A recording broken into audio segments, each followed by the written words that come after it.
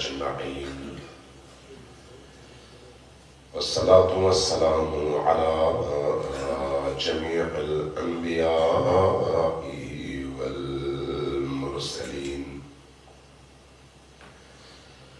سيما من سمي في الآفاق بأحمد وفي الأرض بأبي القاسم محمد.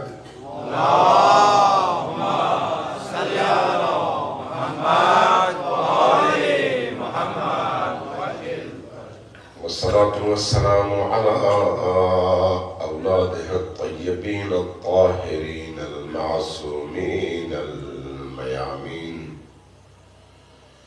واللعنة الدائمة على أعدائهم أجمعين. أما بعد فقد قال الله تبارك وتعالى في كتابه المجيد وهو أصدق القائلين وقوله الحق. بسم الله الرحمن الرحيم. سبحان الذي أسرى بعبده ليلا من المسجد الحرام إلى المسجد الأقصى الذي باركنا حوله لنريه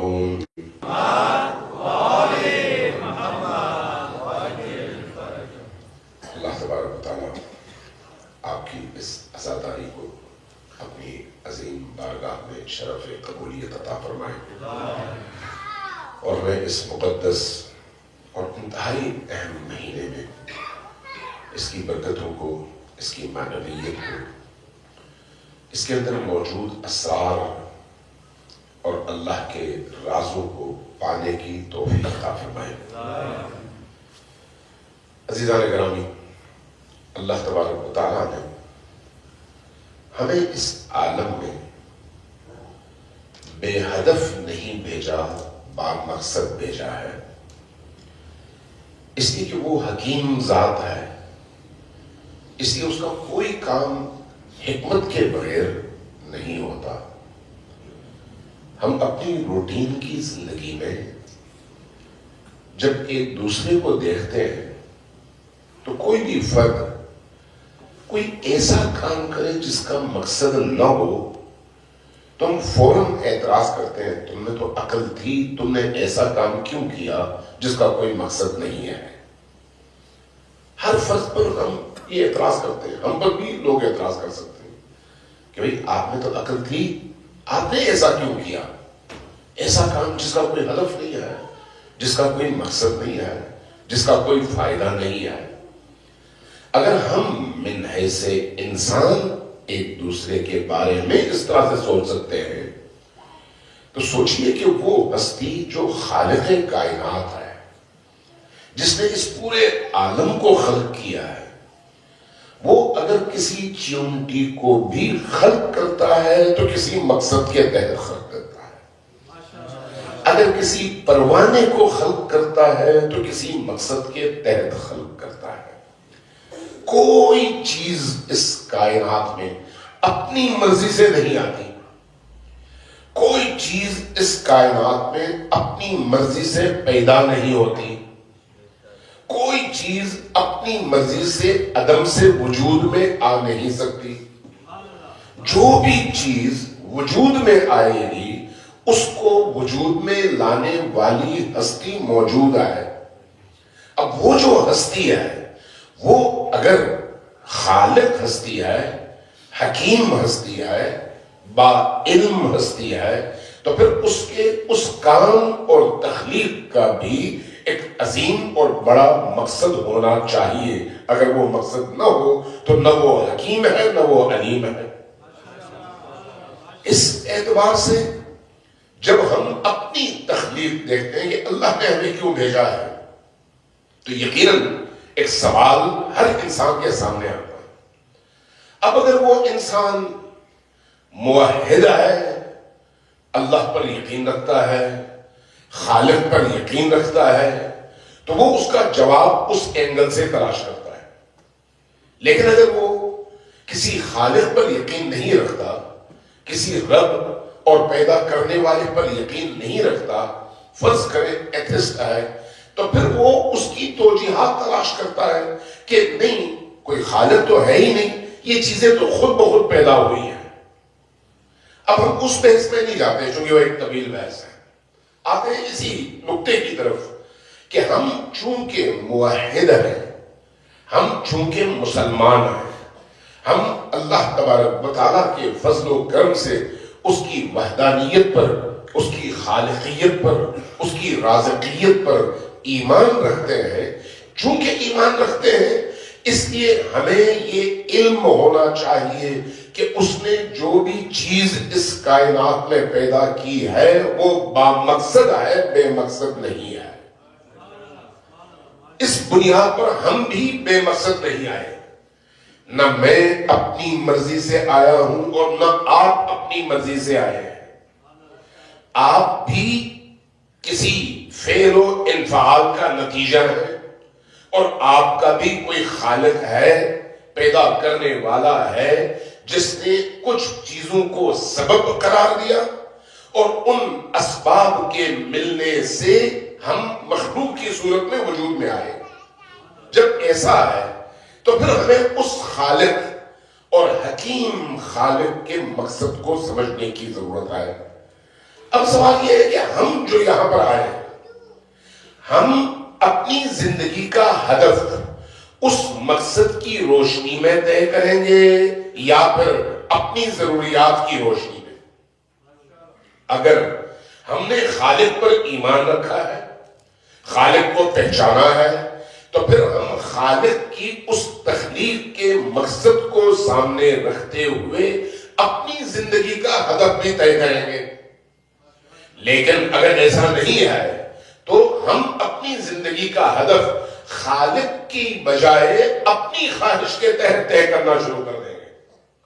جہاں پر ہماری خواہش خالق کی خواہش سے ٹکرا جائے وہیں سے ہمارا زوال شروع ہو جاتا ہے.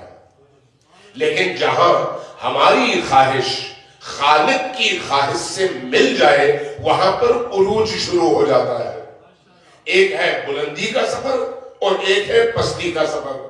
اس لیے خالق کی مرضی کے ساتھ اپنی مرضی کو جوڑنا بلندیوں کے سفر کا آغاز ہے، اور خالق کی مرضی کے خلاف اپنی خواہشات کے مطابق زندگی کا آغاز کرنا تنزل اور پستیوں کی طرف سفر ہے، جس کا نتیجہ دلدل میں پھنسنا اور ختم ہو جانا ہے. یہ دو رستے ہیں. ان دو رستوں کو سامنے رکھتے ہوئے میں آنا چاہتا ہوں امام حسین کی طرف، میں آنا چاہتا ہوں محرم کی طرف. یہ جو محرم ہے، محرم کا مہینہ بڑا ہی مقدس مہینہ ہے، بہت ہی با کمال مہینہ ہے. دو مہینے ایسے ہیں، دو جو اپنے ظرف میں، اپنے برتن میں بہت زیادہ گنجائش رکھتے ہیں. ایک محرم ہے اور دوسرا رمضان المبارک ہے.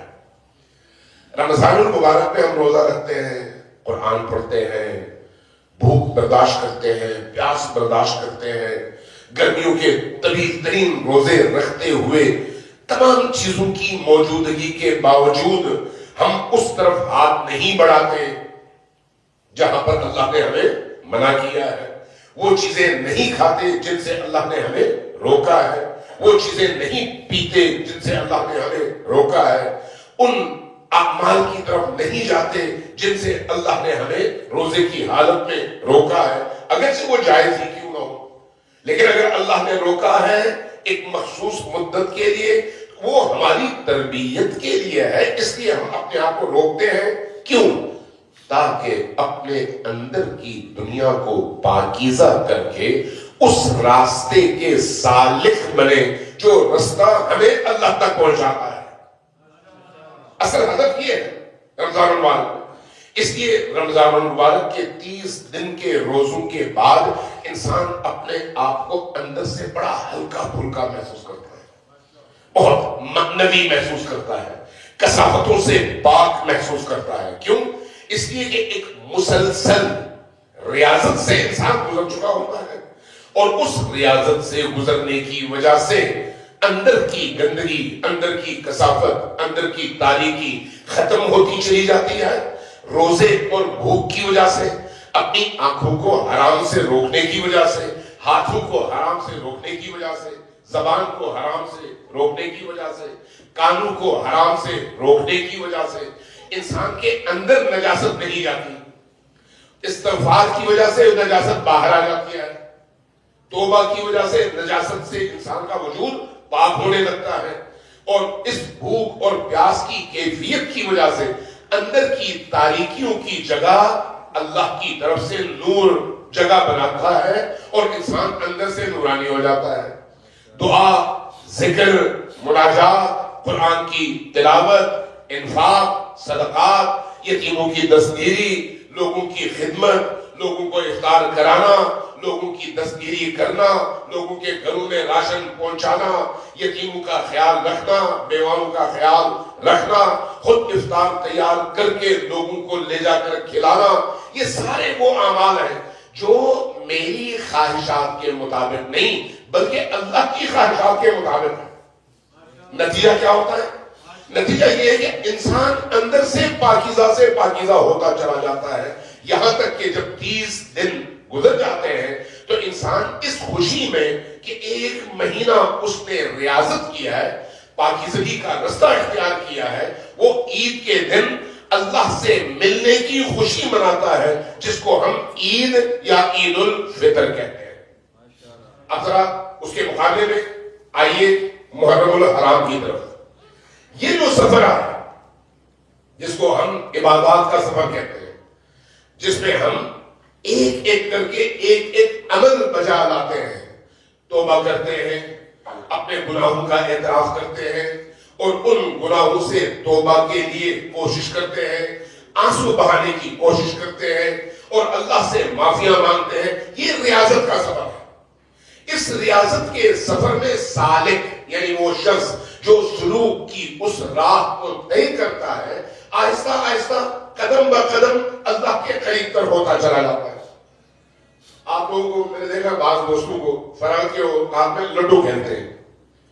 لڈو میں ایک سیڑھی ہوتی ہے اور ایک سانپ اور سیڑھی کے اس کھیل میں کبھی سانپ کا نشانہ بن کے آدمی 90 سے 0 تک پہنچتا ہے، اور کبھی سیڑھیوں سے 10 سے وہ 100 تک پہنچتا ہے. ایسا ہی ہے. عملی زندگی بھی ایسی ہی ہے. عملی زندگی میں جب انسان سلوک کی راہیں طے کرتا ہے تو اس میں اگر کوئی ایسا کام کرے جو اللہ کی مشیت کے خلاف ہو تو بے عین ہی اسی لڈو کے بورڈ کی طرح سے سانپ کا شکار ہو جاتا ہے. اس بلندی پر پہنچنے کے بعد جب گرتا ہے تو گرتا چلا جاتا ہے اور تہ تک پہنچ جاتا ہے. بعض اوقات ایک عمل انسان کو چوتھے آسمان سے زمین پر دے مارتا ہے.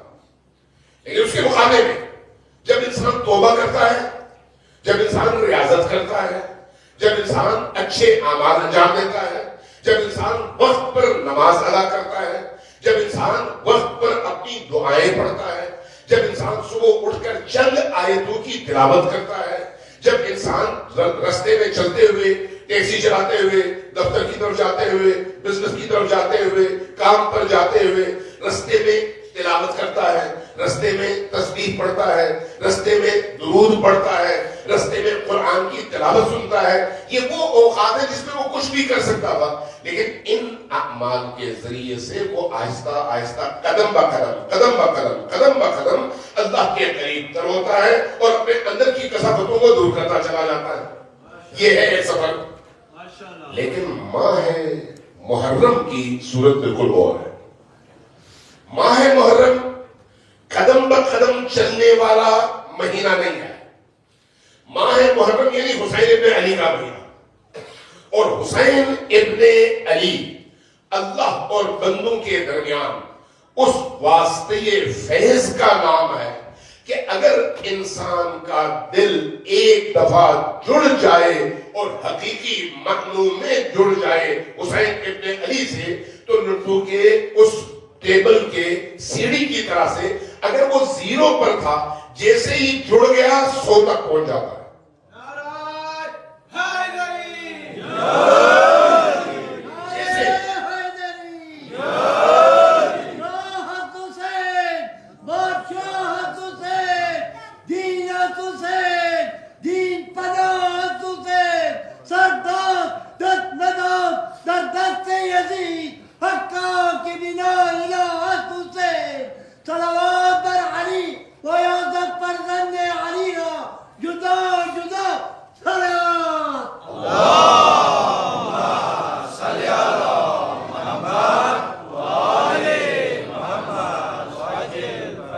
عزیزان گرامی، اس لیے یاد رکھیے محرم کا حساب رمضان المبارک سے الگ ہے۔ رمضان المبارک میں آپ ایک ایک قدم رکھ کر اللہ کی طرف سفر کرتے ہیں، ایک ایک قدم، جہاں آپ لڑکھڑائے گر جاتے ہیں۔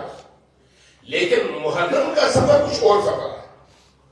محرم میں اگر انسان کو حسین ابن علی کی انفاس قدسیہ تک رسائی حاصل ہو جائے تو وہ ایک دم زیرو سے 100 تک پہنچتا ہے، زمین سے آسمان تک پہنچتا ہے۔ حسین ابن علی اس ہستی کا نام ہے۔ یہ جو سفر کے 2 طریقے ہیں، ان 2 طریقوں میں ایک وہ طریقہ ہے عبودیت اور بندگی کے ذریعے سے، ایک اسی عبودیت اور بندگی کے ساتھ یہ طریقہ ہے جس میں آپ اہل البیت کا دامن تھامتے ہیں اور پوری توجہ دیتے ہیں۔ محرم الحرام میں جب انسان کالا لباس پہن کر غم کی کیفیت میں جب انسان امام بارگاہ میں، مسجد میں، مجلس میں، ادا خانے میں آتا ہے تو وہ کس لیے آتا ہے؟ کس لیے؟ رونے کے لیے۔ یہ رونا کیوں ہے؟ چونکہ یہ رونا اپنی قسمت پر رونا نہیں ہے، اپنی بدبختیوں پر رونا نہیں ہے، اپنی ناکامیوں پر رونا نہیں ہے، اپنے مسائل پر رونا نہیں ہے، اپنی مشکلات پر رونا نہیں ہے۔ اپنی مشکلات پر رونے والا بزدل کہلاتا ہے، اپنی مشکلات پر رونے والا کم ہمت کہلاتا ہے۔ یہ رونا اور طرح کا رونا ہے، وہ جو اپنی قسمت پر، اپنی ناکامیوں پر، اپنی کوتاہیوں پر رونا ہے، وہ انسان کو مزید چھوٹے سے چھوٹا کر دیتا ہے۔ اس لیے انسان اس کے نتیجے میں پستیوں کی طرف جاتا ہے، بلندیوں کی طرف نہیں جا سکتا۔ لیکن حسین ابن علی پر جو گریا ہے، یہ گریا انسان کو اگر بس دنیا میں تھا تو اس کو عالی بنا کر آسمانوں تک پہنچا دیتا ہے۔ یہ گریا انسان کو ہمت دیتا ہے، یہ گریا انسان کو حوصلہ دیتا ہے، یہ گریا انسان کے اندر کی دنیا کو طاہر اور مطہر کرتا ہے، یہ گریا انسان کے اندر کی دنیا کی پاکیزگی اور نورانیت کا سبب بنتا ہے، یہ گریا انسان کو گناہوں سے دور لے کر جاتا ہے۔ یہ گریا اپنی مصیبتوں پر گریا نہیں ہوتا، بلکہ یہ اشک شوق ہوتا ہے، اور حسین سے جڑنے کا جو ایک اثر ہے انسانی روح پر، وہ اثر انسان کو اتنا اعلیٰ بنا دیتا ہے کہ اس گریے کے نتیجے میں انسان تمام کثافتوں سے باہر آ جاتا ہے۔ صلوات جیون محمد علیہ وسلم۔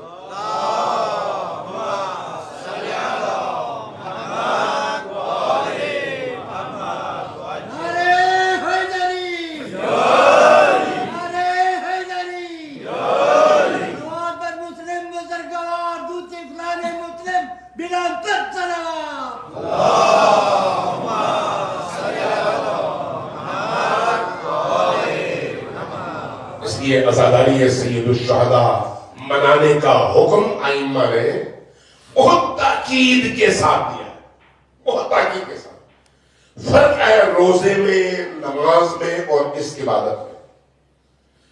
اس روزے اور نماز میں آپ جب روزہ رکھتے ہیں تو آپ دوسروں کے سامنے مطمئن ہوتے ہیں کہ میں نے اپنا فریضہ انجام دیا ہے، اور اگر آپ نے روزہ نہ رکھا، کھا لیا خدا نہ خاصہ بغیر کسی عذر کے، تو آپ کو اندر سے ڈر ہوتا ہے کہ میں جہنم چلا جاؤں گا، چونکہ میں نے اللہ کی مخالفت کی ہے، اللہ کے اس واجب کو ترک کیا ہے۔ نماز اگر آپ ترک کر دیتے ہیں فرض کریں تو اس کا نتیجہ کیا ہے؟ انسان کے اندر خوف کہ اب میں جہنم میں چلوں گا اس لیے کہ اللہ نے جو فرض کیا تھا اس فرض کو میں نے ادا نہیں کیا.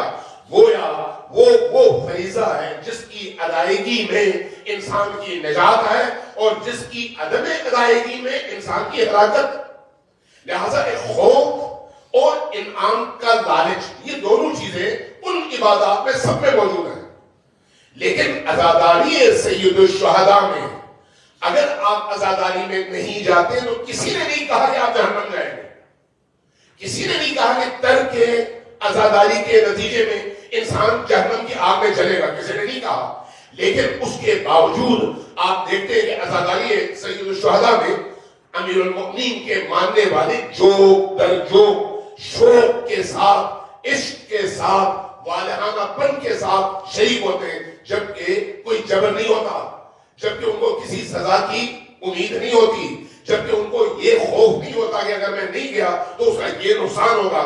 لیکن جاتا ہے. کیوں جاتا ہے؟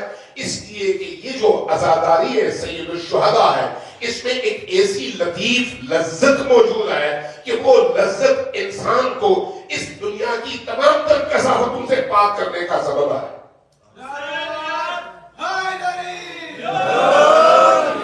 لہذا عزاداری سید الشہداء میں ہر عام اور خاص آدمی شریک ہوتا ہے. وہ جو نماز نہیں پڑھتا وہ بھی آ جاتا ہے، وہ جو نماز پڑھتا ہے وہ بھی آ جاتا ہے، حتیٰ بعض جگہوں میں شرابی لوگ بھی آ جاتے ہیں. کیوں؟ اس لیے کہ حسین کی کشش ایسی کشش ہے، حسین ابن علی کی کشش ایسی کشش ہے جو ہر ایک کو اپنی طرف کھینچتی ہے. یہ کشش کس طرح کی کشش ہے؟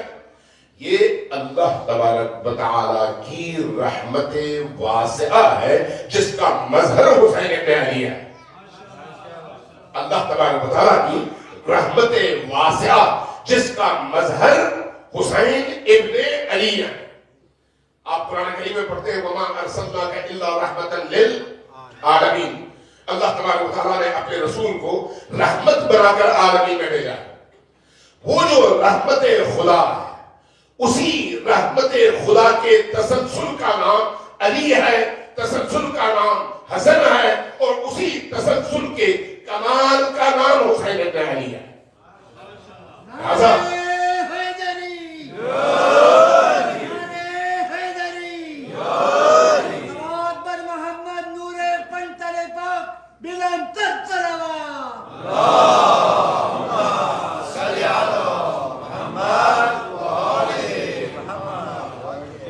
یہ جو عزاداری ہے اس پر توجہ دیں. توجہ، یہ رسم نہیں ہے. بچوں کو بھی سمجھائیں کہ یہ رسم نہیں ہے، یہ صرف روایت نہیں ہے، یہ صرف آباء و اجداد کے طریقے نہیں ہے، یہ صرف ایک تہوار نہیں ہے، ایک ایونٹ نہیں ہے. یہ ایک ایسا عمل ہے جو دلوں کو زندہ کرنے کا سبب ہے. یہ ایک ایسا عمل ہے جو نگاہوں کو بصیرت عطا کرنے کا سبب ہے. یہ ایک ایسا عمل ہے جو ذہنوں کو تازگی بخشنے کا عمل ہے. یہ ایک ایسا عمل ہے جو انسانی شعور کو بلندیوں تک پہنچانے کا سبب ہے. یہ ایک ایسا عمل ہے جو اس کائنات کے نظام میں اللہ کے بدترین دشمنوں کی شناخت کا ذریعہ ہے. یہ ایک ایسا عمل ہے جو صرف آج سے 1400 سال پہلے کے دشمن خدا کو نہیں بلکہ اس دشمن خدا اور دشمن رسول کے ساتھ ساتھ اس وقت سے آج تک اور آج سے تا قیامت آنے والے ہر دشمن خدا کی شناخت اور اس کے مقابلے میں مسلخ عشق میں کربلائی سپاہیوں کی طرح سے کھڑے ہو کر حسینی رول ادا کرنے کا رستہ جو مکتب دکھاتا ہے وہ مکتب عزاداری ہے.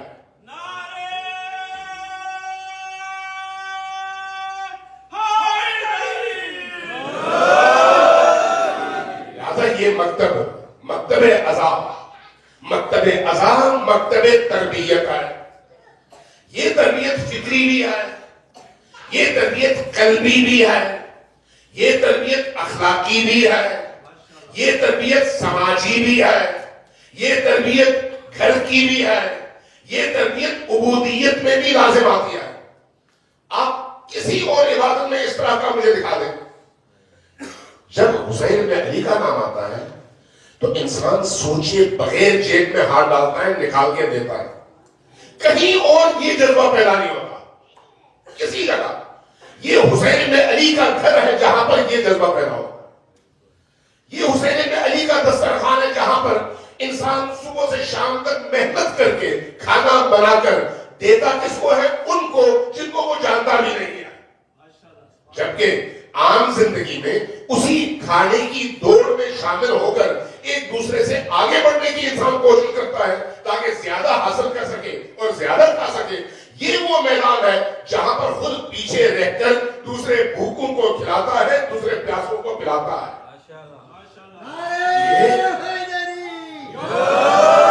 اس کا حساب و کتاب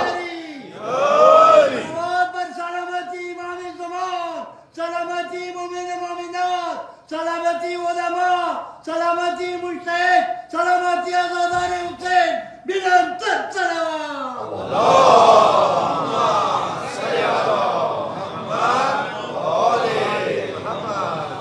یہ جو مکتب عزاداری ہے, یہ مکتب عزاداری انسان کو اوپر لے جانے میں جو رول ادا کرتا ہے وہ باقی چیزیں نہیں کرتی. باقی چیزوں میں بھی ہے لیکن وہ بہت کند, آہستہ آہستہ, سیڑھی بہ سیڑھی, زینہ بہ زینہ, سٹیپ بائی سٹیپ, آہستہ آہستہ. لیکن یہ نہیں, یہ بعض اوقات اگر حقیقتاً انسان کا دل جڑ جائے تو اس کی مثال ایسی ہوتی ہے جیسے بلب کو جوڑ دیں آپ کرنٹ کے ساتھ. جیسے ہی بلب کرنٹ کے ساتھ جڑ جائے فوری طور پر اس کے اندر روشنی پیدا ہو جاتی ہے. تدریجی طور پر نہیں ہوتی کہ ایک ٹائم لگے, نہیں. حسین ابن علی اس مکتب کا نام ہے. میں مثال دوں, یہ جو مکتب ہے مکتب عزا, اس مکتب عزا کی خصوصیت کیا ہے کہ جو اس مکتب کا مہمان بنتا ہے, جو شخص گھر سے اٹھ کر رات میں, گرمی میں, سردی میں, کانپتے ہوئے, پریشانی میں آتا ہے, غم حسین میں بیٹھتا ہے اور حضرت زہرا سلام اللہ علیہا کی بارگاہ میں پرسہ دیتا ہے اور ان کی بارگاہ میں سلام عقیدت پیش کرتا ہے, ہر ایسا شخص جب اس مکتب میں آتا ہے اگر وہ اخلاص کے ساتھ آتا ہے تو اس کی آنکھوں سے بہنے والا ایک آنسو اس کی پوری حیات اور زندگی کو تبدیل کرنے کا سبب بن جاتا ہے. ایک آنسو.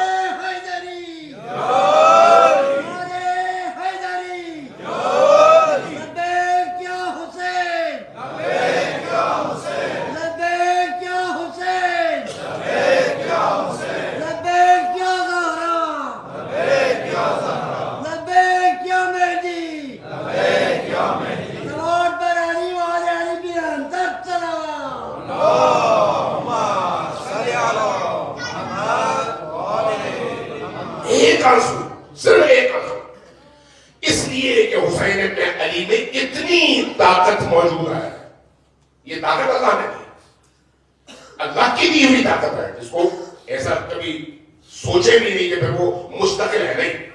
اللہ کی دی ہوئی طاقت ہے, لیکن اللہ نے حسین ابن علی ہی کو کیوں دی؟ سوال یہ ہے کہ امام حسین علیہ السلام ہی اتنے طاقتور کیوں ہیں, مظہر رحمت خدا کیوں ہے؟ اس لیے کہ حسین ابن علی نے اللہ کے دین کی آخری ہچکیوں کے عالم میں جب اس دین کا لاشا تڑپ رہا تھا, اس موقع پر حسین ابن علی نے یہ دیکھے بغیر کہ یہ چھوٹا بچہ ہے یا بڑا, یہ دیکھے بغیر کہ یہ مرد ہے یا عورت, یہ دیکھے بغیر کہ یہ میرا لخت جگر ہے یا بھائی, اپنے پورے کنبے اور پوری ہستی کو ہنستے ہوئے, مسکراتے ہوئے اس دین کے لاشے کو زندہ کرنے کے لیے اس طرح سے قربان کیا کہ وہ سارا خون اس دین کے پیکر کے اندر جا کر اس کی رگوں میں حیات بن کر دوڑا اور دین زندہ ہو گیا, حسین شہید ہو گئے. جب دین زندہ ہو گیا تو یہ وہی دین ہے جس کو زندہ رکھنے کے لیے اللہ تبارک و تعالیٰ نے 1,24,000 انبیاء بھیجے تھے.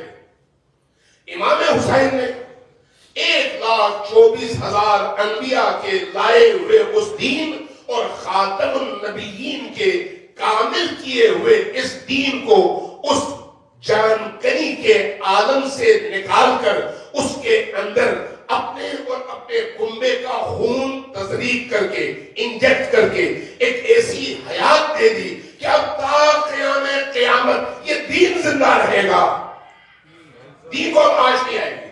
اس لیے کہ حسین ابن علی کے خون کے قطرے اس دین کی رگوں میں دوڑ رہے ہیں، اور حسین ابن علی نے اس دین کو زندگی عطا کرنے کے لیے کوئی چیز بچا کے نہیں رکھی، اپنی ہر چیز قربان کر دی، اور جبر کی وجہ سے نہیں کی، شوق سے کی، کسی کے مجبور کرنے پر نہیں کی، بلکہ اپنے ارادے سے کی، اپنی آگہی کے ساتھ کی۔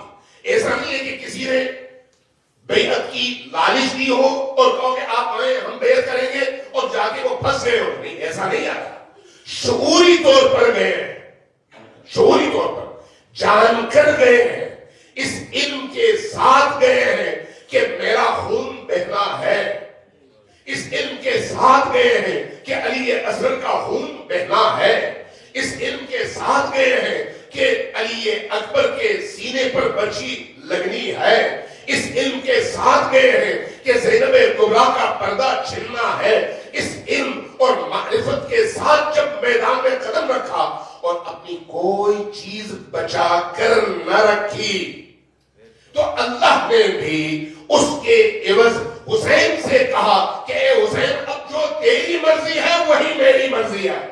نعرہ حیدری، نعرہ حیدری، یہ ہماری درسگاہ، یہ ہماری درسگاہ، حق کا سیدھا راستہ،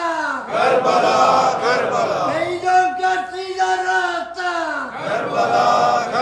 جنت کا سیدھا راستہ، آزاد بر حسن حسین شہدائے کربلا بلند صلوات۔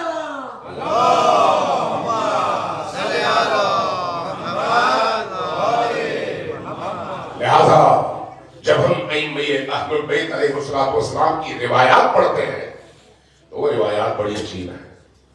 اللہ تبارک و تعالیٰ کے حوالے سے ائمہ نے جو کچھ ہمیں بتایا اس کو سمجھنے کی ضرورت ہے کہ قبر حسین پر 70,000 فرشتے روز و شب نازل ہوتے رہتے ہیں، جاتے رہتے ہیں، آتے رہتے ہیں، جاتے رہتے ہیں، نیا گروہ آتا ہے، پرانا چلا جاتا ہے، حتیٰ شبہائے جمعہ انبیاء بھی قبر حسین کی زیارت کے لیے آتے ہیں، انبیاء، یہاں تک کہ حسین ابن علی کی زیارت، حسین ابن علی کا ذکر، حسین ابن علی کی مجلس، حسین ابن علی پر گریا، اس کے حوالے جتنی روایات ہیں وہ روایات ساری کی ساری بڑی عجیب و غریب ہے۔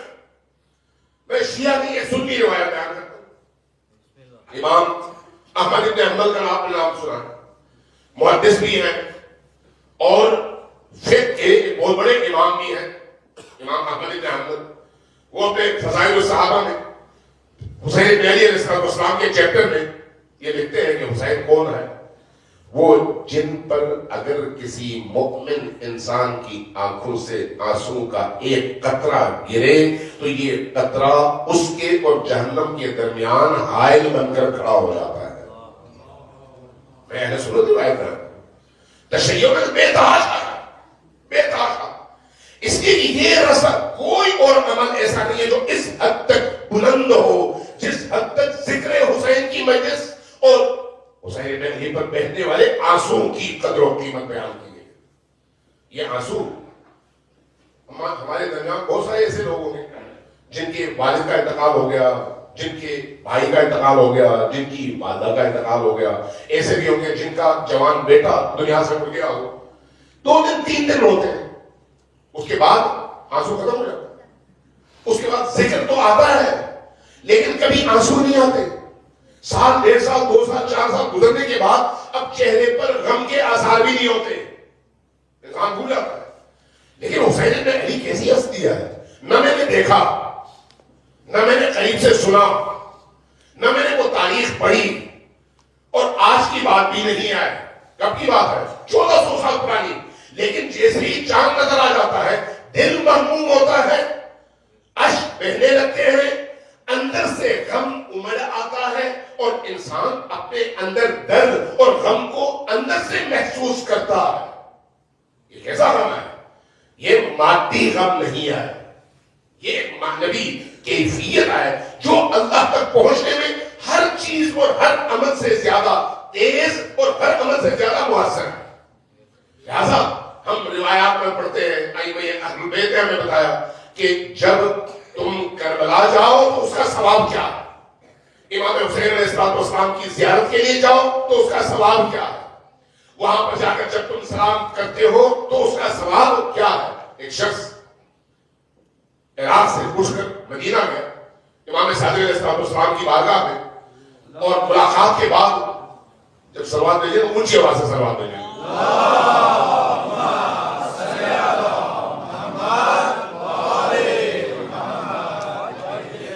امام نے ایک سوال پوچھا, کہا کہ تم عراق میں ہو, میرے جد حسین بن علی کی زیارت کے لیے جاتے ہو. عرض کیا یا رسول اللہ, خواہش تو بڑی ہے لیکن رستے میں ناصبی رہتے ہیں, آپ کے دشمن رہتے ہیں, اور وہ جو بھی زائر حسین ہوتا ہے اس کو پکڑتے ہیں اور جان سے مار دیتے ہیں, اس لیے جان کے خوف کی وجہ سے نہیں گیا. پوچھا پھر کیا کرتے ہو؟ کہا کہ کربلا کی طرف رخ کرتا ہوں, امام حسین کے قبر اطہر کی طرف رخ کرتا ہوں اور سلام کرتا ہوں, صلی اللہ علیہ یا ابا عبداللہ, صلی اللہ علیہ یا ابا عبداللہ, صلی اللہ علیہ یا ابا عبداللہ. فرمایا اگر تم حسین ابن علی کے قبر کی طرف رخ کر کے 3 دفعہ سلام بھیجو تو اس ایک سلام یا 3 سلاموں کا جو اجر ہے وہ ایک قبول شدہ حج سے زیادہ ہے. ایک قبول شدہ حج سے زیادہ. چھوٹی بات ہے, بعض اوقات دوسروں کو سمجھ نہیں آتی, کہتے ہیں یہ تو امام حسین کو خدا کے درجے پر لے جاتے ہیں اور بڑھا دیتے ہیں, اور اس طرح کی ان کے بقول مخالفین کے بقول اس طرح کی روایات جلب کرتے ہیں اور جھوٹی روایات بیان کرتے ہیں. نہیں, ایسا نہیں ہے. آپ کو سمجھ نہیں آئی, آپ کو سمجھ نہیں آئی. سمجھانے کی ضرورت ہے اور سمجھنے کی ضرورت ہے. حسین کو سمجھیں, حسین کو سمجھیں گے تو دین کو سمجھیں گے. اس بات کو سمجھ لیں کہ اگر حسین نہ ہوتے تو آج دین نہ ہوتا. اگر آج نماز ہے تو حسین کی وجہ سے ہے, حج ہے تو حسین کی وجہ سے ہے, زکات ہے, خمس ہے, باقی اعمال ہیں تو وہ حسین کی وجہ سے ہے. اس لیے کہ حسین نے اپنی پوری ہستی قربان کر کے ان احکام دین کی روح کو زندہ رکھا ہے, اور اللہ تبارک و تعالیٰ نے یہ اجر حسین ابن علی کو چاہنے والوں کو دینے کا وعدہ کیا ہے. آپ غور کریں, احادیث کہتی ہے ایک شخص آیا امام صادق علیہ السلام کی بارگاہ میں, اسی طرح جس طرح سے پہلی روایت بیان کی, پوچھا اجر زیارت حسین کیا ہے؟ فرمایا 1 حج کا ثواب. پوچھا یا رسول اللہ کچھ زیادہ نہیں ہو گیا؟ 1 قبول شدہ حج, 1 قبول شدہ حج. آج بھی اگر آپ جائیں 12-15 لاکھ روپے خرچ ہوتے ہیں پاکستان سے جاتے ہوئے, اور 40 دن انسان رگڑے کھاتا ہے اور تمام تکلیفوں سے گزرتا ہے, اتنی مشقتوں کے بعد بھی اس کو یہ نہیں معلوم کہ اس کا حج قبول بھی ہے یا نہیں ہے. اور آپ فرماتے ہیں ایک سلام کا جواب, ایک سلام کا اللہ کی طرف سے جو جواب ہے وہ اس حج کے ثواب سے زیادہ اجر. فرمایا 1 حج نہیں 10 حج سے زیادہ ثواب ہے. جب فرمایا 10 حج تو حیرت سے پوچھا یا رسول اللہ 10 حج؟ فرمایا 10 نہیں 100 حج. ذرا ششتر رہ گیا, پریشان کہ امام حسین کی بارگاہ میں زیارت کے لیے جانے کا ثواب 100 حج سے زیادہ ہے, اور وہ بھی قبول شدہ حج سے. فرمایا 1000 حج. جب یہ فرمایا تو یہ چپ ہو گیا. آپ نے فرمایا اگر تم سوال کرتے چلے جاتے تو میں اس کے اعلیٰ ترین درجات یعنی زیادہ سے زیادہ ثواب بیان کرتا چلا جاتا. فرمایا سمجھو موضوع کو, موضوع کو سمجھو. میں آپ کو سمجھانے کے لیے بات کر سکتا ہوں اور باقی جتنے بھی سامعین موجود ہیں ذرا غور کیجیے گا. جب روایت ہے اہل سنت کے یہاں بھی ہے اور اہل تشیع کے یہاں بھی, نبی کریم نے فرمایا کہ نبی کریم کی بارگاہ میں ایک شخص نے آ کر اپنے والدین کی خدمت کے حوالے سے، ان کو خوش کرنے کے حوالے سے، ان کے احترام کے حوالے سے، ان کی عزت کرنے کے حوالے سے پوچھا کہ اس کا اجر کیا ہے؟ فرمایا کہ اگر تم اپنی ماں کے چہرے کی طرف مسکرا کر محبت سے، رحمت سے ایک نگاہ ڈالو تو اللہ تمہیں ایک حج کا ثواب عطا کرتا ہے۔ یہ سنیوں کی روایت بھی ہے، شیعوں کی روایت بھی ہے۔ میں تو ڈیلی صبح سے شام تک ہر بار رحمت کے ساتھ، محبت کے ساتھ اپنی ماں کے چہرے کی طرف دیکھتا ہوں۔ خوش قسمت ہے وہ لوگ جن کی مائیں زندہ ہیں، خوش قسمت ہے وہ لوگ جو جن کی مائیں زندہ نہیں ہیں، ان سے یہ سعادت چھن چکی ہے۔ جو زندہ ہیں، جن کی مائیں زندہ ہیں، وہ اس سعادت کو ضائع نہ کریں۔ بہت بڑی سعادت ہے۔ پوچھا یا رسول اللہ، میں تو صبح سے شام تک بار بار رحمت کی نگاہ ڈالتا ہوں اپنے ماں کی چہرے کی طرف اور ہر بار دیکھتا ہوں۔ فرمایا جتنی بار دیکھو گے اتنے قبول شدہ حج کا ثواب ملے گا۔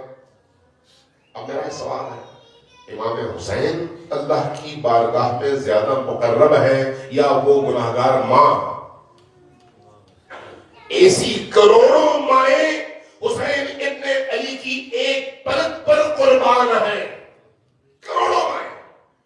جس ماں کو اس کے رشتے کی وجہ سے اللہ نے یہ احترام دیا کہ بیٹا، بیٹی، اولاد اگر اس ماں کے چہرے کی طرف دیکھے تو اس کو ایک حج مقبول کا ثواب عطا کرے، تو وہ استا کی جس حسین پر اربوں مائیں پوری تاریخ میں قربان ہیں، اس حسین کو دیکھتے اور اس حسین کی بارگاہ میں سلام کرتے اور اس حسین کی بارگاہ میں زیارت کے لیے جانے کا ثواب کتنا بڑا ہونا چاہیے؟ نعرہ حیدری، نعرہ حیدری، صلوات بر حجت خدا، 14 معصوم بلند صلوات۔ اللہم صلی علی محمد وآل محمد۔ تو امام صادق علیہ السلام نے یہ سمجھایا کہ حسین ابن علی کی زیارت اور ان کی بارگاہ میں سلام کا ثواب کیوں ہے؟ اس لیے کہ حسین دین کی بنیاد ہے، دین کی بنیاد۔ اور یہ مجالس، یہ یاد رکھیے، جہاں بھی ذکر حسین ہوتا ہے، جس زبان سے ذکر حسین ہوتا ہے، جن کانوں تک ذکر حسین پہنچتا ہے، جن دلوں کے اندر ذکر حسین کی ندا پہنچتی ہے اور اثر کرتی ہے، یہ سارے کے سارے کان، یہ آنکھ، یہ دل، یہ زبان، یہ انسان، سارے کے سارے منتخب ہیں اور اللہ کی طرف سے انتخاب کی وجہ سے ان کو یہ سعادت مل رہی ہے۔ اللہ کی سعادت ہے، یہ اللہ کی طرف سے رزق ہے۔ حسین کے عشق سے بڑھ کر اس عالم میں روزی کوئی نہیں ہے۔ حسین کے عشق اور حسین کی محبت سے بڑھ کر اس عالم میں رزق کوئی نہیں ہے۔ رزق صرف کھانا تھوڑی ہے، رزق صرف گوشت اور چاول تھوڑی ہے۔ برترین رزق حسین بن علی کی محبت ہے، برترین رزق، برترین روزی عشق حسین ہے۔ اس لیے یہ یاد رکھیے کہ ایک ہے کربلا میں حرم حسین جہاں پر حسین مدفون ہے، ایک وہ دل ہے جہاں پر حسین کا درد موجود ہے۔ جس انسان کے دل میں حسین کا درد زندہ ہو اس کا دل حرم حسین ہے، حرم حسین۔ اور جن آنکھوں سے حسین ابن علی پر اشک بہتے ہو وہ آنکھ حسین ابن علی کے حرم سے متصل آنکھ ہے۔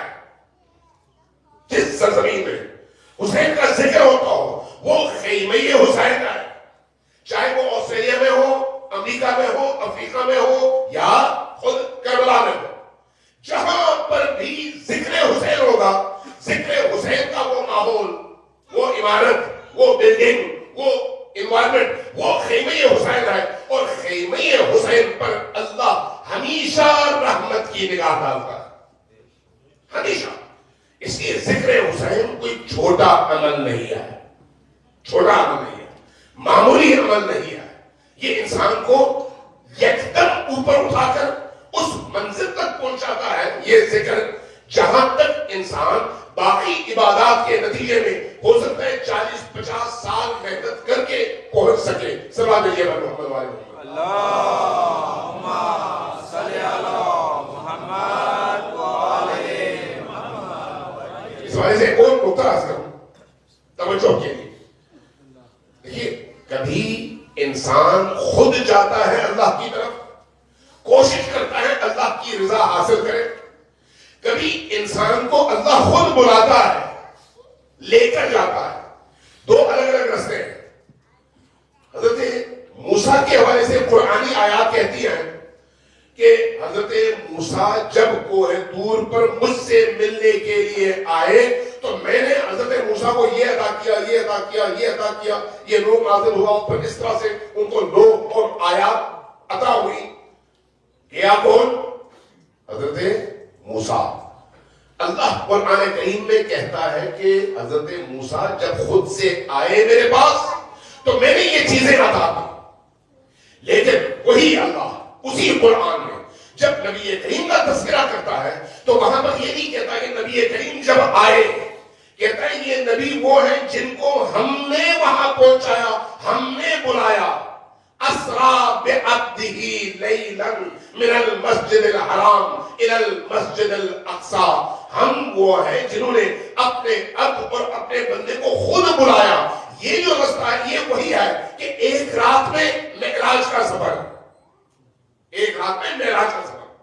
یہ جو ایک رات میں معراج کا سفر ہے یہ وہ جذب کی کیفیت ہے کہ ایک رات میں کروڑوں میل کا سفر آپ آسانی سے طے کر سکتے ہیں. حسین ابن علی کا ذکر وہ ذکر ہے جس میں یہ تاثیر ہے, یہ تاثیر ہے.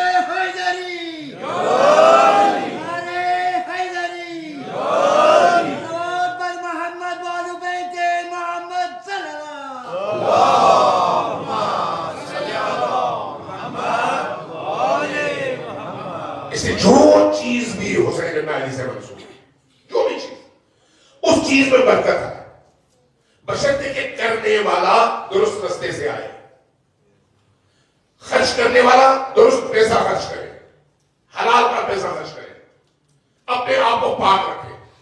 اس صورت میں جو بھی وہ کام حسین ابن علی کے لیے کرتا ہے وہ کام بابرکت کام ہے. اس کام میں وہ برکت ہے جو کسی اور کام میں اس طرح سے موجود نہیں آئے. حسین ابن علی کے ان کاموں میں اللہ تبارک و تعالیٰ نے خاص کیفیت رکھی ہے. تصویر تھوڑی بولی بجلی کی طرح سے اپنا اثر دکھانے والا. اس لیے بدترین گناہگار جو ساری عمر سجدہ کرے, توبہ کرے, اس کی توبہ قبول نہ ہو, اگر اس کے دل میں نور ہو اور وہ حسین کی بارگاہ میں پہنچے تو اللہ اس کی توبہ کو پہلے لمحے میں قبول کر لیتا ہے. پہلے لمحے کیوں؟ اس لیے کہ وہ حسین کی بارگاہ میں گیا. ہمارے استاد تھے, وہ یہ واقعہ بیان کرتے تھے, کیا تھا انہوں نے کہ قم میں جو لوگ آپ میں سے جو لوگ قم میں گئے ہیں, حضرت معصومہ سلام اللہ علیہا کے حرم کے سرحانی کی طرف مسجد ہے جس کو مسجد شہید مطالعہ کہتے ہیں. اس کے ایک کونے میں آیت اللہ العظمیٰ سید احمد خنساری کی قبر ہے. بہت پیارے بزرگ تھے, بہت عارف آدمی تھے, بہت صاحب کرامت تھے. ان کے پاس کچھ لوگ آئے کسی اچھے خاندان کے اور کہنے لگے ہمارا جوان بہت زیادہ لاؤبالی ہے, ہر طرح کی برائیوں میں مبتلا ہے, ہمارا خاندان بہت شریف, بہت ہی مقدس, بہت ہی محترم, لیکن یہ جوان اس طرح کا نکل آیا. آپ کوئی نصیحت کریں, کوئی ایسا کام کریں جس سے یہ جوان ہدایت کی طرف آئے, ہم اس کو ٹھیک نہیں کر سکے. آیت اللہ سید احمد خنساری انہوں نے ایک نگاہ ڈالی اور اس کے بعد کہا کہ نہیں, میری بات کا کوئی اثر نہیں ہوگا. ایک کام کرو, اس جوان کو لے کر جاؤ کسی بھی طرح سے کربلا امام حسین کی بارگاہ میں. اگر اس کے دل میں نور ہے اس بارگاہ میں جانے کے بعد یہ پلٹ جائے گا. اگر یہ پلٹا تو پھر لے آؤ, پھر میں نصیحت کرتا. ورنہ اگر وہاں پر بھی یہ ہدایت یافتہ نہ ہوا تو پھر اس سے مایوس ہو جاؤ, اس میں تبدیلی نہیں آنی.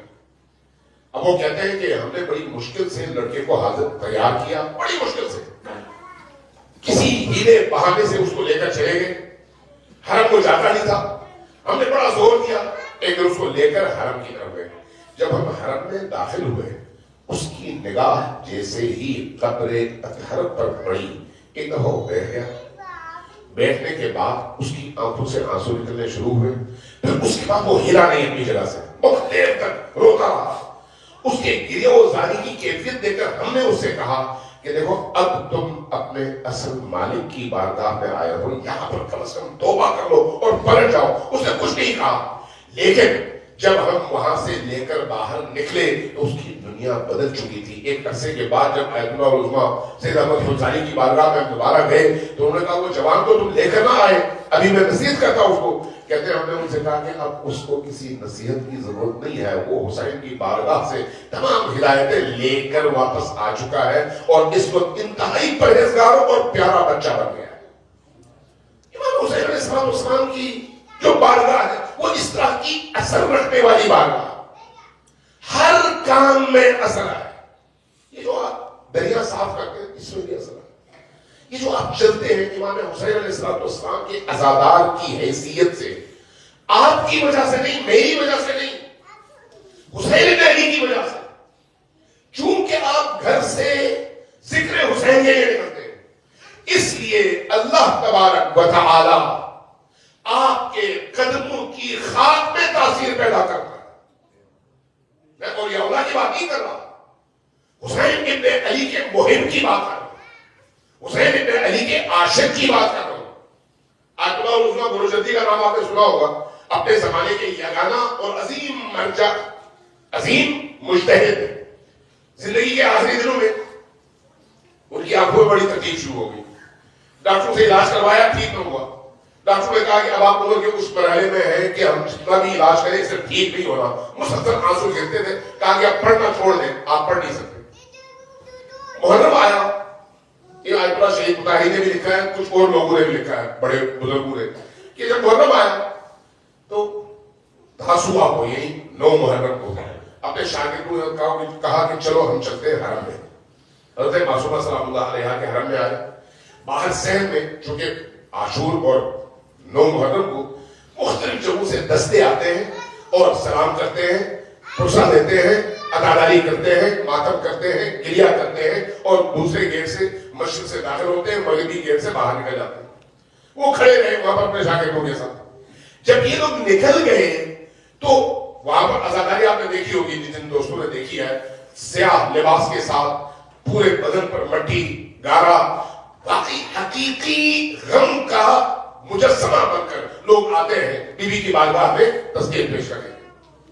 کہا جب یہ لوگ نکل گئے, آیت اللہ العظمیٰ بروجردی, آیت اللہ العظمیٰ بروجردی کوئی عام فرد نہیں, ان کے قدموں کی خاک اٹھائی, اپنی آنکھوں سے لگائی, جب تک زندہ رہے ان کی آنکھ ٹھیک رہی, کبھی بیمار نہ ہوئے, کبھی بیمار نہ. کیوں؟ اس لیے کہ زائر حسین اور اس عزادار حسین کے قدموں کی خاک میں بھی اللہ شفا پیدا کرتا ہے. تاثیر عزادار کی نہیں ہے, تاثیر حسین بن علی کی ہے. حسین بن علی کی عزا کا اثر اس عزادار پر پڑتا ہے اور اس سے ٹچ ہونے والی ہر چیز پر پڑتا ہے. یہ جو آپ چائے پیتے ہیں, کھانا کھاتے ہیں, نیاز کھاتے ہیں, یہ ایسے ہی نہیں ہے. یہ صرف بھوکے کو کھانا کھلانا نہیں ہے, یہ شفا ہے. چاہے وہ پانی ہے, شفا ہے. چائے ہے, شفا ہے. کھانا ہے, شفا ہے. حتیٰ دھول شفا ہے. ان دنوں آپ اربعین کے ایام میں جاتے ہیں, عراقیوں کو آپ دیکھیں, عراقی کیا کرتے ہیں, یہ جو نجف سے کربلا تک لوگ جاتے ہیں تو ان کے گزرنے کے بعد ان کے قدموں کی خاک اٹھاتے ہیں, بوریوں میں بھر کر لے جاتے ہیں. میں نے پوچھا کہ یہ کیا کرتے ہیں, کہا کہ اپنی زمینوں پر چھڑکاؤ کرتے ہیں. کیوں؟ کہا کہ ہماری فصلیں بہت اچھی ہو جاتی ہیں. کیوں؟ اس لیے کہ ظاہر حسین کے قدموں کی خاک ہے. یہ ظاہر حسین کے قدموں کی خاک. میرے اپنے عزیزوں میں ایک میرے عزیز کو تنفس, یہ سانس کی شکایت تھی. یہ ڈاکٹروں نے حتیٰ گھر کے اندر بھی جوتے کے بغیر چلنے سے منع کیا تھا. کیوں؟ دھول اٹھے تو فوراً کھانسی, آنکھوں سے آنسو اور یہ جو سانس کا سلسلہ ہے یہ رک جاتا. اور کیا چیز کہنے لگے نہیں, میں نے جانا ہے کربلا اور مزید عزاداری میں سب نے کہا کہ وہاں پر اتنی خاک ہوتی ہے, وہاں پر تو اتنی مٹی ہے, جاؤ گے تو بھائی تمہیں تو وہاں پر مرو گے, زندہ تو نہیں رہو گے. یہاں پر گھر میں قالین کے اوپر جو مٹی ہے یہ برداشت نہیں ہوتا, اور ڈاکٹر کہتے ہیں اس کو بھی اجتناب کرو, اوائڈ کرو. وہاں پر کیسے؟ کہا نہیں, میں نے جانا ہے. جا کے 20 دن گزارا, کربلا تک پیدل گئے, پیدل واپس آئے, اس خاک میں رہے, وہ آلودہ کھانا کھاتے رہے, لیکن آخری وقت تک نہ صرف یہ کہ بیمار نہ ہوئے بلکہ ٹھیک ہو کر واپس آئے. نعرہ حیدری, نعرہ حیدری, اور بر حسن حسین شہدائے کربلا بلندت صلوات.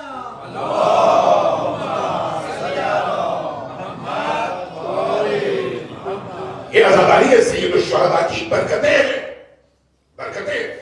اس لیے یاد رکھیں, اگر آپ اپنی جیب سے حسین ابن علی کے لیے روز ایک پیسہ فرض کریں ایک پیسہ نکال کر الگ کرتے ہیں تو یہ ایک پیسہ آپ کی زندگی کی تعمیر میں مدد کرتا ہے. اگر ایک پیسہ جو آپ نے اپنی استطاعت کے مطابق الگ کیا, اس کی جو حسین کو جاتا ہے وہ کروڑوں سے ملٹی پلائی ہو کر آتا ہے. اگرچہ ہماری نیت یہ نہیں ہونی چاہیے, ہماری نیت یہ ہونی چاہیے ہم حسین کی بارگاہ میں پیش کر رہے ہیں, لیکن یہ یاد رکھیں کہ صرف اخروی اجر نہیں ہے, اسی دنیا میں اس کا اثر ہے, اسی دنیا میں, اسی زندگی میں اس کا اثر ہے. آپ امام حسین کے نام پر لوگوں کو کھلا کر دیں گے, اس کا اثر ہے.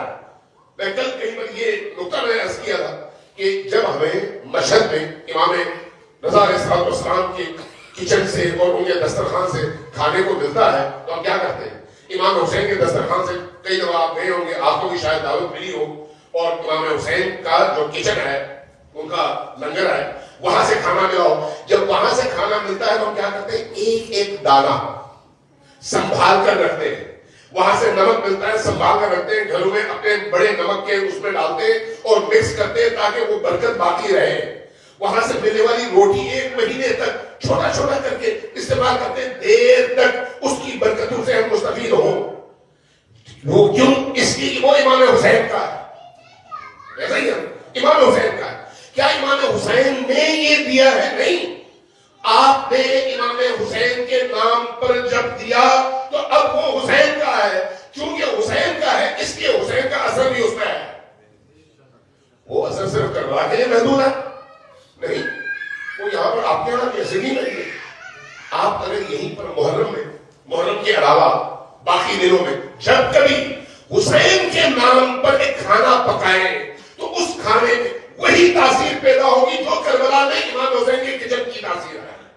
نعرہ حیدری, نعرہ حیدری, بہت بڑی امام رضا غریب شاہ خراسان ضامن آہو بلندتر صلوات.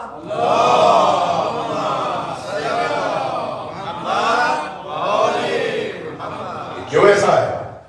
اس لیے کہ جو کچھ حسین کا ہے وہ دنیا کے اس کونے میں ہو یا اس کونے میں, وہ حسین کا ہے. جب حسین کا ہے تو حسین کا اثر ہر جگہ ایک ہی ہے. شرط یہ ہے کہ جب حسین کو دو تو پاک دو, نجس نہ دو, آلودہ نہ ہو, حلال میں سے ہو, پاک میں سے ہو, اخلاص کے ساتھ ہو. اگر ہے تو اس میں وہی تاثیر ہے. میں اسی پر اپنی گفتگو اختتام نہیں کرتا ہوں, اختتام کی طرف لے کے جاتا ہوں. ایک واقعہ عرض کر دوں, صلوات دیجیے پر محمد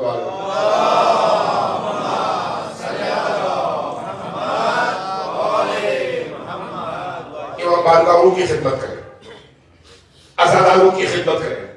عزادار غفران امام بارگاہ کے ہوں تو تب عزادار نہیں ہوتے. جہاں بھی ہو عزادار ہو تو وہ حسین کا مہمان ہے, چاہے اس کا تعلق کسی کمیونٹی سے ہو, کسی امام بارگاہ سے ہو, کسی علاقے سے ہو. اگر وہ حسین کا ہے تو حسین کا مہمان ہے. اور حسین کے مہمان کی شناخت حسین ہے, نہ علاقہ, نہ سرزمین, نہ نسل, نہ زبان. لہذا حسین کے مہمانوں کی عزت کریں, حسین کے مہمانوں کی توقیر کریں. آپ دیکھیں گے آپ کو اللہ عزت دے گا اور آپ کی توقیر میں اضافہ کرے گا. حسین کے مہمان سے محبت کرنا سیکھیں، اللہ آپ کی محبت لوگوں کے دلوں میں زندہ کر دے گا. آپ حسین کے مہمان کو دینا سیکھیں، اللہ آپ کے لیے لینے کے دروازے کھول دے گا. جو آپ کریں گے ویسے ہی اس سے کئی گنا بڑا دروازہ اللہ کھولتا ہے. اس لیے کہ حسین سے زیادہ اللہ کو کوئی محبوب نہیں ہے. میں نے بڑے بڑے علماء کو، بڑے بڑے عرفاء کو، بڑے بڑے اولیاء اللہ کو امام حسین کی بارگاہ میں خاضع، خاشع، منکسر، ٹوٹا ہوا اور اپنے آپ کو بالکل کمزور کر کے پیش کرتا ہوا دیکھا. بڑے بڑے اولیاء اللہ جن کا نام سن کے انسان پر ہیبت تاری ہوتی ہے، لیکن وہ بھی جب حسین کی بارگاہ میں جاتے ہیں تو ان کی حالت ایسی ہوتی ہے جو ضعیف ترین انسان کی قوی ترین ہستی کے مقابلے میں ہو سکتی ہے. میں امام خمینی کا دیکھتا تھا جب کبھی، کیونکہ ان کے حال حیات میں مجھے کئی دفعہ یہ نصیب ہوا کہ جب امام حسین کا نام آتا تھا، جیسے ہی نام آتا اس طرح سے روتے جیسے بچے بلک بلک کر روتے. بچے اتنی بڑی ہستی، لیکن حسین کے مقابلے میں، ذکر حسین کے مقابلے میں اتنے خاص ہیں، اتنے خاص ہیں. اس لیے کہ حسین کا ذکر ہی ایسا ہے، حسین شخصیت ہی ایسی ہے، حسین کی محفل ہی ایسی محفل ہے. اسی طرح سے بڑے بڑے علماء، میرے بڑے بڑے علماء کو حسین ابن علی کے مہمانوں اور عزاداروں کے جوتے سیدھے کرتے دیکھا ہے.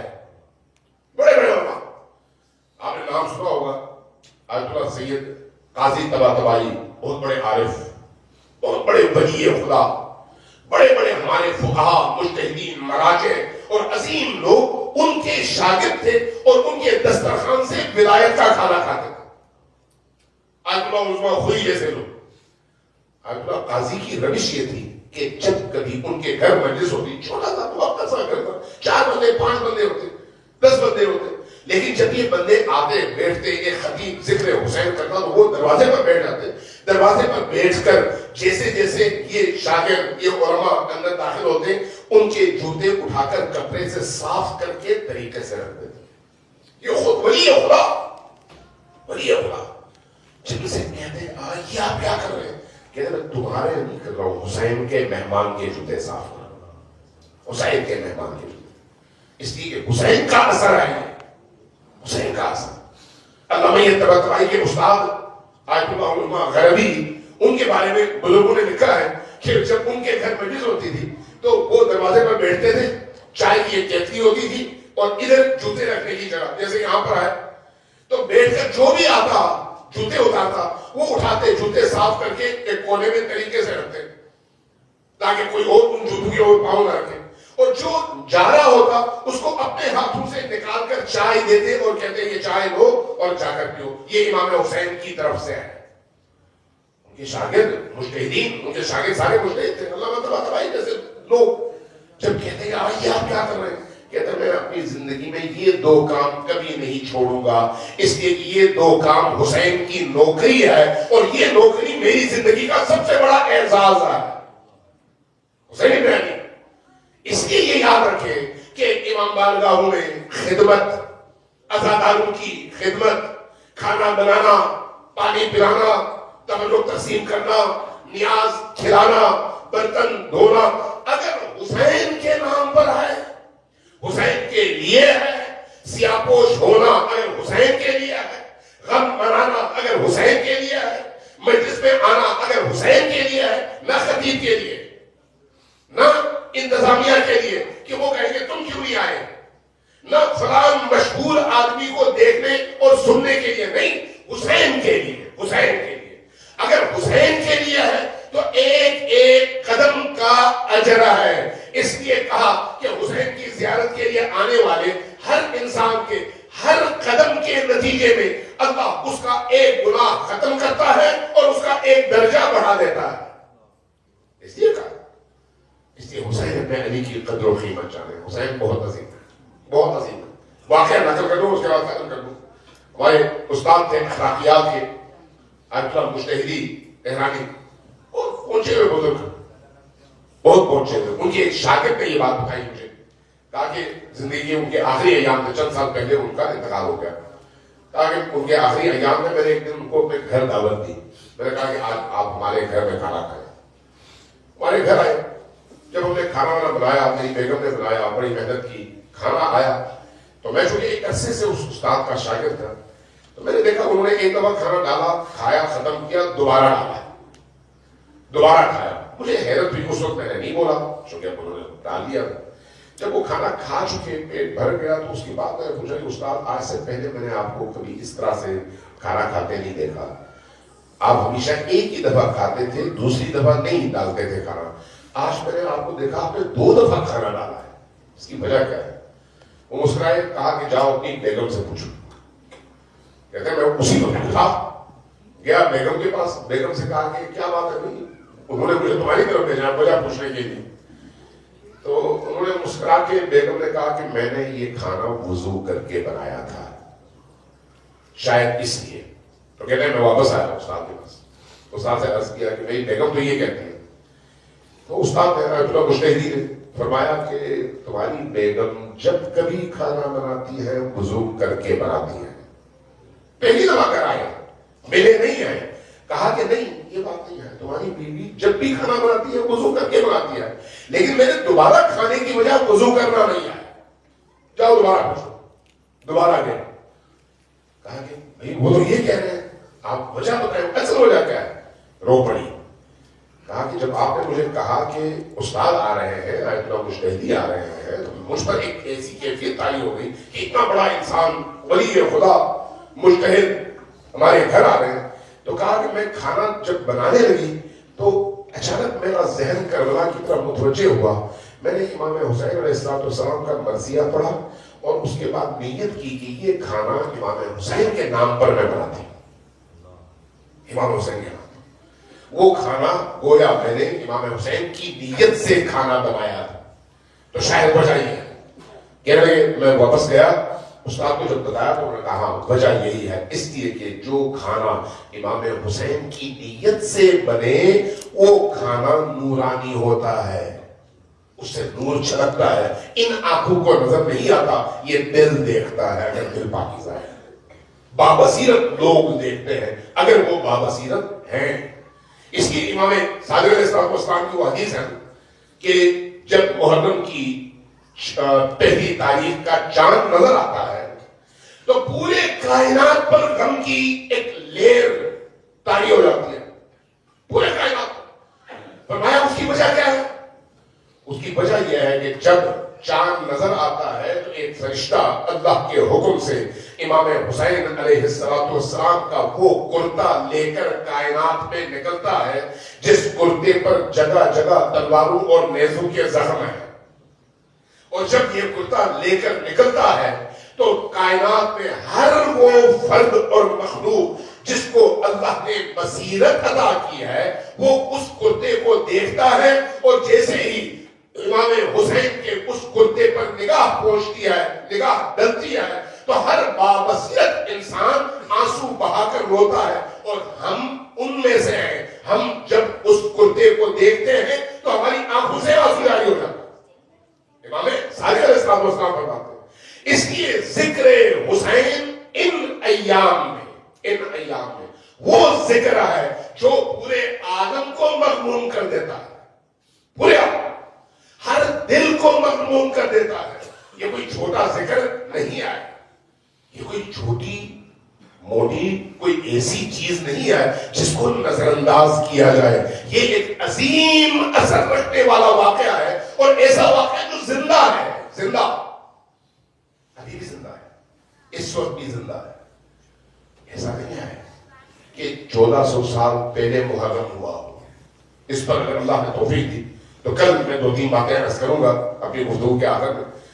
یہ یاد رکھیے حسین ابن علی نے اپنی ہر چیز قربان کر دی, ہر چیز. حسین ابن علی نے اپنی جان دی, حسین ابن علی نے اپنی بہنوں کی چادریں قربان کر دی, حسین ابن علی نے اپنے معصوم بچوں کو قربان کیا, حسین ابن علی نے اپنا جوان بھائی قربان کر دیا, حسین ابن علی نے اپنا جوان بیٹا قربان کر دیا. تاریخ کہتی ہے کہ عصر عاشور جب حسین ابن علی اکیلے رہ گئے، اکیلے، جب ان کے ارد گرد سب جان شہادت نوش کر چکے ہیں، جب وہ اکیلے تھے تو یہ وہ وقت تھا جو عصر کا آخری وقت تھا. حتیٰ علی اصغر بھی جام شہادت نوش کر کے شہید ہو چکے تھے، وہ بھی شہید ہو چکے تھے. اب ارد گرد کیا تھا؟ چاروں طرف وہ دیکھ رہے تھے، کہیں علی اکبر کا لاشا پڑا ہوا تھا، کہیں حضرت عباس کا لاشا پڑا ہوا تھا، کہیں ان کے کٹے ہوئے بازو پڑے ہوئے تھے، کہیں حضرت قاسم کا پامال شدہ لاشا پڑا ہوا تھا، کہیں اولو محمد کا لاشا پڑا ہوا تھا. ہر طرف لاشیں ہی لاشیں تھیں. ایک ایسی کیفیت میں صبح سے اب تک لاشیں اٹھا اٹھا کر حسین تھک چکے تھے. اس خستگی اور تھکن کی کیفیت میں کچھ دیر کے لیے سستانے کے لیے رک گئے. جب رکے چاروں طرف دیکھ رہے تھے، آوازیں دے رہے تھے کہ کوئی ہے جو مجھ اکیلے حسین کی مدد کرے. اس کیفیت میں راوی کہتا ہے کہ دور سے اشقیاء کے ایک شقی نے ایک پتھر اٹھایا اور حسین کی طرف پھینکا. جب یہ پتھر آیا تو سیدھا آ کر حسین کی پیشانی سے لگا. جیسے ہی یہ پیشانی سے پتھر لگا تو پیشانی پھٹا اور خون رسنے لگا. جیسے ہی خون نیچے آیا، حسین ابن علی نے اپنا دامن اٹھایا اور اپنی پیشانی پر رکھا تاکہ خون کو روک سکے. اب اس کیفیت میں راوی کہتا ہے کہ تیر سنسناتا ہوا آیا اور سینے حسین سے ٹکرایا. جیسے ہی سینے حسین سے وہ تیر ٹکرایا، حسین ابن علی اسب کی پشت پر سے زمین کربلا پر تشریف لائے. لیکن ہائے مظلوم حسین، میں کیا کہوں، جب بھی کوئی زمین پر گرتا اس کے گرتے گرتے حسین اس کے سرہانے پہنچتے. اب حسین گر رہے ہیں اور حسین کو سہارا دینے والا کوئی نہیں ہے. حسین گر رہے ہیں لیکن تاریخ کہتی ہے کہ اب جب حسین گرے تو دوستوں نے بھی دیکھا اور دشمنوں نے بھی دیکھا. کیا دیکھا؟ دیکھا کہ حسین نہ زین پر ہے نہ زمین پر ہے. کیوں؟ اس لیے کہ جسم پر اتنے تیر تھے کہ وہ تیروں کے اوپر لیٹے ہوئے تھے اور جسم زمین سے ٹکرا ہی نہیں رہا. اس کیفیت میں راوی کہتا ہے کہ میں نے دیکھا کہ حسین کا چہرہ زمین پر تھا اور آپ کے گال زمین پر تھے. آپ کے سر اور جسم سے بہنے والے خون نے آپ کی آنکھوں پر پردہ کیا ہوا تھا. اس کیفیت میں اب اچانک آپ کے کانوں میں گھوڑوں کے ٹاپوں کی آواز آئی تو میں سلام کروں گا اے حسین. آپ کے اس سر اقدس پر سلام، آپ کی ان نگاہوں پر سلام.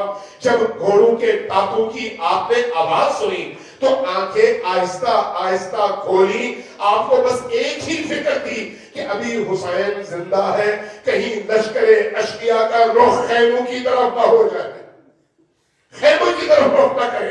لیکن اس کے باوجود آپ نے جب آنکھیں کھولی تو کیا دیکھا کہ خیمے کی طرف لشکر کا رخ ہو گیا ہے اور خیموں کو لوٹنے کا عمل شروع کرنے والے ہیں. ایسے میں حسین ابن علی نے ایک ندا دی.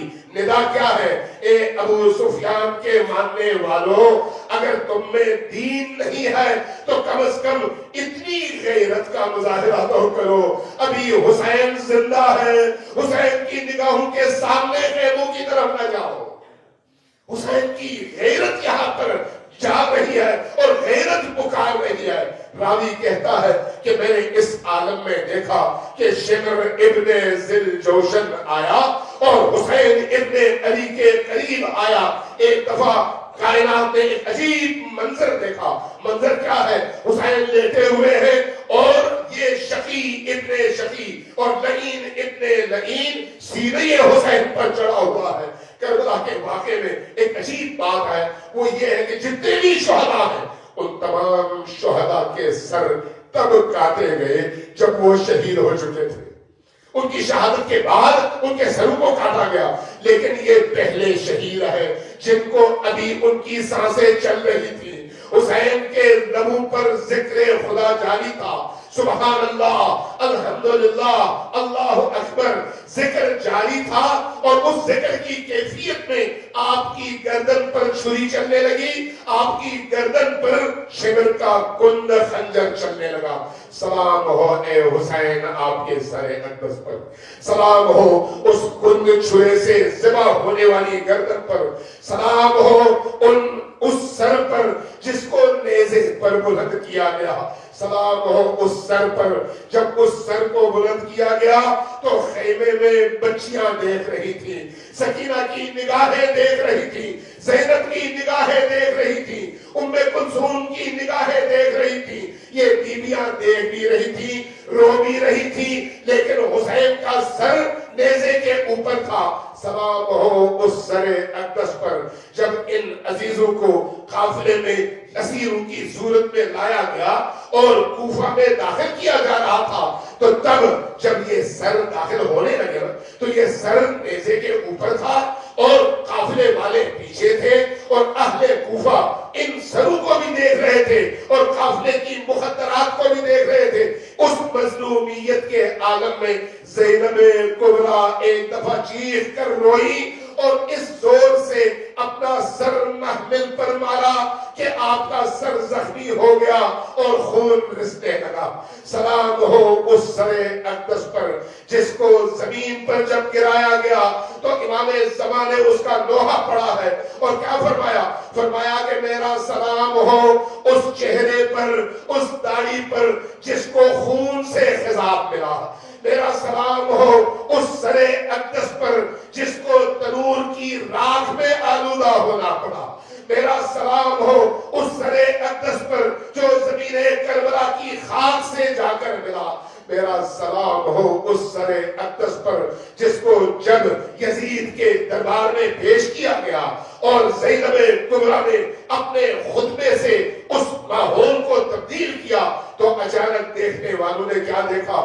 یزید لعین شراب پی کر جو بچا ہوا شراب ہے وہ اس دشت میں انڈیل رہا ہے جس دشت میں سر حسین رکھا ہوا ہے۔